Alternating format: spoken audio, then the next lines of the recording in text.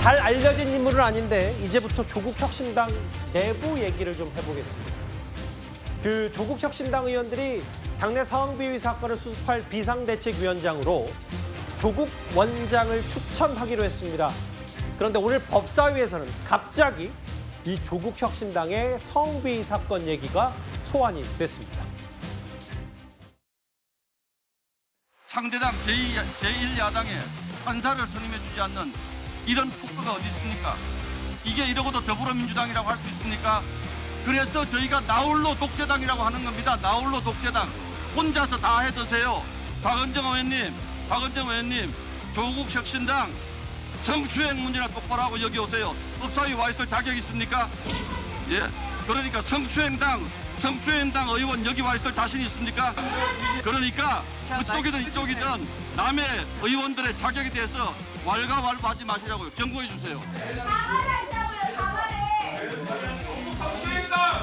자, 신동욱 의원님 발언 부분은 속기록을 뽑아주시기 바랍니다.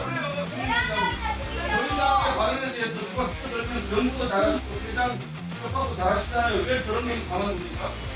그런 거 하셨어요? 그런 거?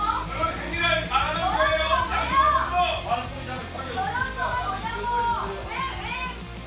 그 말보다 무슨 반말을 해요? 그 말보다 아무 근거 없이 상대방 의원들의 내란당이다 내란을 하는 게 더 예의가 없으신 거예요. 정신 똑바로 차리세요. 성추행 아닙니까? 성추행 아니냐고. 참 웃어야 될지 울어야 될지 오늘 법사위의 주요 장면 중에 하나가 저거였는데요. 나경원 의원이 아직 간사로 선임이 되지 못한 상태에서 신동욱 의원과 조국혁신당 박은정 의원의 갈등, 격양된 반응들 최성 변호사님. 네.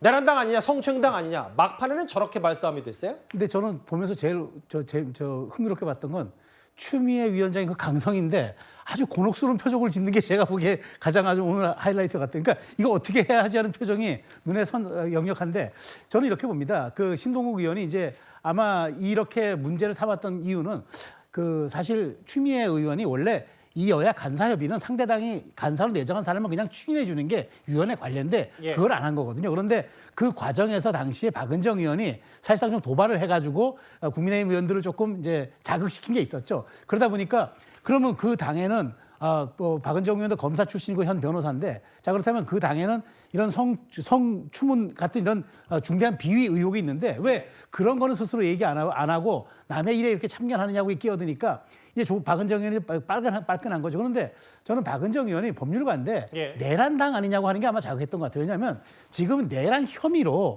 수사와 재판이 진행 중이잖아요. 내란이라고 확정되면 수개는 사형이나 무기를 받는 거고 주요 종사자들도 거기에 걸맞는 처벌을 받으면 되는데 내란이라고 아주 확고한 프레임을 갖다 씌우니까 그 신동욱 의원 입장에서는 아니 어떻게 지금 수사와 재판이 진행 중에 있는 사안을 그렇게 갖다가 결론 난 것처럼 얘기합니까? 그러다가 이제 서로 감정이 에스컬레이터 된 건데 전 제가 보기에 어찌됐건 이 조국혁신당에 이 벌어졌던 이 성추문 비위 의혹이 어찌됐건 지금 전국을 또 하나의 강타할 수 있는 이슈가 되고 있고 발화점이 되고 있다는 거는 분명해 보이는 사안이라 쉽게 이게 사그러들 것 같지는 않습니다. 국회 법사위는 항상 요즘 보면 최전선인 것 같아요. 내란당이냐 성추행당이냐 각기 격양되는 반응들이 계속 맞부딪히면서 오늘 법사위 화면부터 먼저 만나본 이유가 있습니다. 그 송영훈 변호사님 화면을 저하고 좀 같이 보실 텐데 최근에 이렇게 일단 조국 원장이 새롭게 조국 비대위를 꾸리게 되긴 됐는데 이 조국혁신당의 성비위 사건 여진이 이어지고 있어요. 잘 알려진 인물들은 아닙니다만 장영승, 은욱은 이 조국 원장과 꽤 인연이 깊은 사람들이 탈당을 하겠다고 하더라고요. 그렇습니다. 연쇄적으로 탈당을 하거나 공개적으로 매우 강도 높은 비판 메시지를 내고 있어서 사실상 조국혁신당이 지금 연쇄적으로 주춧돌이 무너지는 듯한 그런 상황을 보이고 있죠. 일단 강미정 전 대변인이 탈당을 하니까 가장 먼저 공개적으로 장문의 SNS 글을 올려서 조국 전 대표를 비판한 강미숙이라는 분이 있었죠. 피해자 대리인이었는데 이분이 다름 아닌 조국혁신당의 공동 창당 준비위원장이었습니다. 그리고 주말 동안에 또 다른 공동 창당 준비위원장 중 한 명이 탈당이 지금 이렇게 SNS에 또 공개적인 메시지를 올린 것 아니겠습니까? 예. 이 은우근이라고 하는 분은 촛불 행동이라고 하는 단체 공동 대표를 지냈습니다. 그런데 탈당을 하겠다고 선언을 하면서 피해자와 피해자 대리인에 대해 매우 부당한 공격이 이어지고 시작됐다. 잘못된 결과를 초래할 수 있는 극히 위험한 일이다라고 지적을 했습니다. 또 조국혁신당의 창당 과정에서 그 창당에 앞서 리셋 코리아 행동이라고 하는 단체를 만들어서 창당을 많이 도왔던 장영승이라고 하는 인물도 있습니다. 이 사람도 7월 10일에 본인이 탈당하려고 했었다라고 탈당계를 인정을 하면서 역시나 강도 높은 조국 전 대표 비판글을 올리고 자숙을 촉구했어요. 마지막으로 한 사람만 더 살펴보면 예. 일반에 알려져 있지는 않지만 조윤정 전 조국혁신당 최고위원이라고 하는 인물이 있습니다. 예. 이 인물이 최근에 본인의 SNS에 강미정 전 대변인과 주고받았던 문자 메시지를 하나 공개를 했어요. 예. 이 사람이 그 강 전 대변인의 탈당 기자회견 때 배석도 했는데 어느 날 자정쯤에 본인한테 이렇게 문자가 왔답니다. 두통 때문에 거의 잠을 못 잡니다. 혹시라도 제가 어떻게 되거들랑 제 핸드폰을 조 최고님이 열어보실 수 있게 유언장이라도 써놓아야 할까요? 이렇게 문자가 왔대요. 예. 그러니까 피해자는 이렇게 극도의 고통을 겪고 있는 동안에 과연 조국 전 대표는 사태를 수습하기 위해서 무엇을 했는가, 그리고 사태의 엄정한 처리를 위해 무엇을 했는가를 스스로 돌아보고 이 상황에서 지금 비대위원장으로 복귀하는 것이 맞는가, 국민들께서 대부분 그렇게 생각하지 않으실 것이라는 점을 좀 뼈저리게 깨달았으면 좋겠습니다. 그러니까 이제 쉽게 말하면 개국공신들, 이제 창립 멤버들까지 조국 원장에게 쓴소리하고, 그리고 이거 피해자 공격 멈춰야 된다. 이 내부에서는 피해자를 공격하는 목소리도 있나 봐요. 이런 쓴소리를 하면서 탈당 선언을 했는데, 다음 화면을 볼게요. 그런데 이제 여권 혹은 민주당 쪽, 조국혁신당, 이 여권 내부를 잘 아는 사람들이 얘기하는 부분, 근본적인 문제는 이런 얘기가 나와요. 저 김진욱 대변인. 사무총장이었던 황현선, 과거 문재인 정부 민정수석실 선임행정관, 신우석 민정수석실 행정관, 이광철 비서관, 권영일 비서관. 이게 이제 탈당을 얘기하면서 조국 민정수석 밑에서 문재인 청와대에서 한수발 먹었던 사람들이 있었기 때문에 뭔가 어떤 문제가 발생해도 그들만의 카르텔 혹은 그들만의 이 지켜야 될 기득권이 있어서 이런 문제 제기에 둔감했고, 이게 근본적인 문제 아니냐. 당으로서의 정체성이 부족했다. 이런 비판들을 하더라고요. 그런 비판이 일부 나올 수도 저는 있다고 봅니다. 아마 이것 때문에 이 문제가 이렇게 가볍게 취급되었던 것은 아닌가라는 비판적 시각도 있었지 않을까라고 생각이 돼요. 예. 근데 이것이 조국혁신당의 어떻게 보면은 그 구조적인 한계 부분일 수도 있는 부분인데, 조국혁신당의 출범 과정을 보면 지금 예. 언급되어 있던 이런 여러분들이 사실 조국 전 대표와 함께 창당에 깊게 관여한 것도 맞습니다. 그리고 창당한 이후에도 당의 중요한 직책들을 맡았던 것도 사실이고요. 그러나 이 문제가 반드시 이번에 불거진 성비위 사건과 직접적인 연관이 있느냐, 또 그렇게만 보기도 사실은 어렵기도 하고, 예. 또 지금 이분들이 그 가해자를 정말 보호하기 위해서 이 피해자의 어떤 그 보호 의무, 이런 부분들을 좀 소홀히 한 것이냐, 또 지금 이 부분은 앞으로 수사 과정을 통해서 또 밝혀야 될 부분도 있는 것 같습니다. 저는 제가 볼 때 비판의 지점은 하나인 것 같아요. 그건 제 식구 감싸기 한이라고 송방방이 징계를 한 거 아니냐? 그런데 과연 그런 제 식구들을 조국 전 대표가 비대위원장을 맡아서 그분들에게 새로운 어떤 이 엄정한 처벌, 이런 부분들을 할 수 있겠느냐? 이런 부분이 지금 그 조국 전 대표가 비대위원장을 맡게 되는 것에 대한 상당히 비판적인 시각의 발로가 아닌가, 이렇게 보고 있습니다. 근데 이제 최성 평론가님, 좀 더 저희가 들어가 보면, 물론 뭐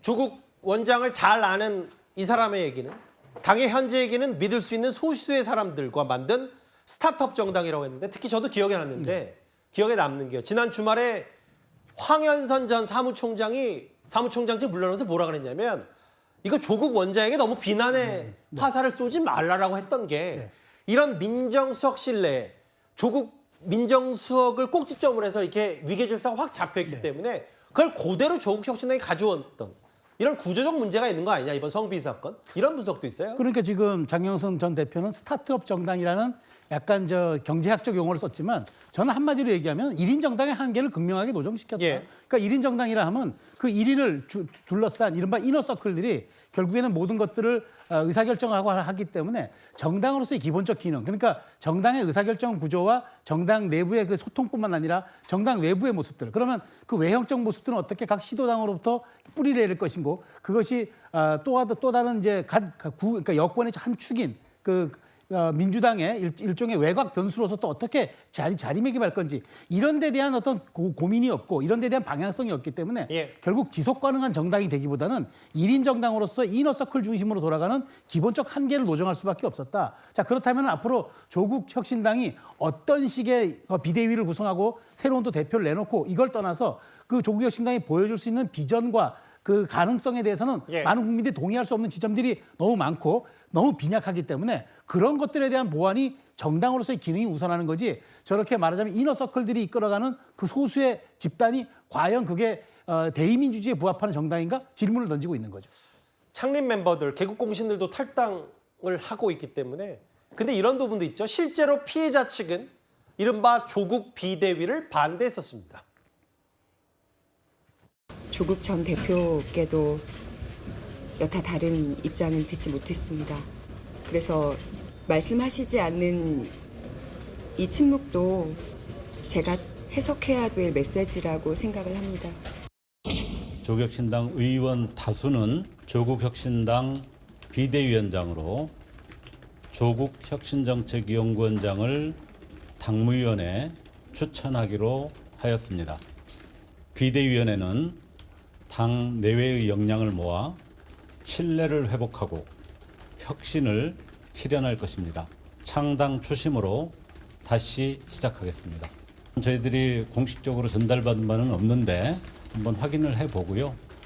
조국 혁신정책연구원장이 피해자를 만나서 위로하고 또 피해자를 지원하고 또 당에 복귀할 수 있는 후속 조치 등에 대해서 협의를 진행할 것이기 때문에 비대위가 구성되면 그런 노력들을 충실하게 해갈 것이라고.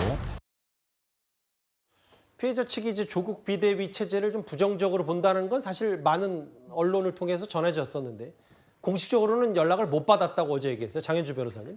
네. 아니 당의 주인이 조국 원장인데 비대위원장 된다고 잘 처리하겠냐. 피해자 측은 꾸준히 이거에 대해서 부정적인 얘기를 했는데 어찌 보면 피해자 측의 입장이 지금까지 일련의 과정 중에 조국 비대위원장까지 출범하게 된다면 제대로 반영된 게 거의 없다시피 한 건 아닌지 모르겠어요. 결과적으로는 그렇게 될 것 같아서 아쉬운 결정이 아닌가라는 생각 듭니다. 특히 성비위 사건과 관련된 경우에는 당연히 피해자 중심으로 그리고 피해자 입장에서 처리해야 된다라는 부분은 이제 좀 확고해진 것 같고요. 특히나 신속하게 절차를 진행해서 피해자가 혹시나 당할지도 모르는 2차 가해 발생 가능성까지도 차단해야 된다는 것, 이것도 또 분명한 기준이 될 것입니다. 그러나 이 두 가지 모두를 조국혁신당이 좀 놓쳤던 부분이 매우 아쉽다라는 생각이 들고, 특히 비대위원장 같은 경우에는 아마 조국혁신당으로서는 뭐 실질적인 당대표라고 할 수 있는 조국 원장이 결국에는 이 문제를 해결할 수 있는 적임자가 아니겠느냐, 아마 이런 문제의식에서 조국 원장을 비대위원장으로 선임해가는 절차를 밟는 것 같긴 합니다. 그러나 이런 모습들은 사실 외부에서 볼 때, 특히 이제 국민들이 볼 때는요, 비대위원장만큼은 제3의 어떤 객관적인 기준을 가진 사람이 와서 조국혁신당에 그동안에 잘못된 점이 있다면 이런 부분들을 과감하게 혁신할 사람이 와야 되는 것 아니냐라는 기대가 있었습니다. 예. 그런데 다시 조국 원장이 비대위원장으로 와서 과연 정말 과감하고 단호하고 어쩌면 지나칠 정도로 관련된 부분들을 처리하는 모습을 보여줄 수 있을지 조금 의문이 들고요. 그렇기 때문에 앞으로 조국혁신당이 알겠습니다. 조국 원장이 비대위원장이 된다라고 하더라도 정말 단호하게 지금 국민들 보시기에 정말 제대로 이 부분을 시정했다라는 생각이 들 정도로 혁신을 해야 되지 않을까라는 생각 듭니다. 리더십의 시험대에 올랐죠. 조국 원장이. 당은 최대 위기고 창립 멤버들도 이제 탈당하겠다고 하고 있습니다. 6위였습니다.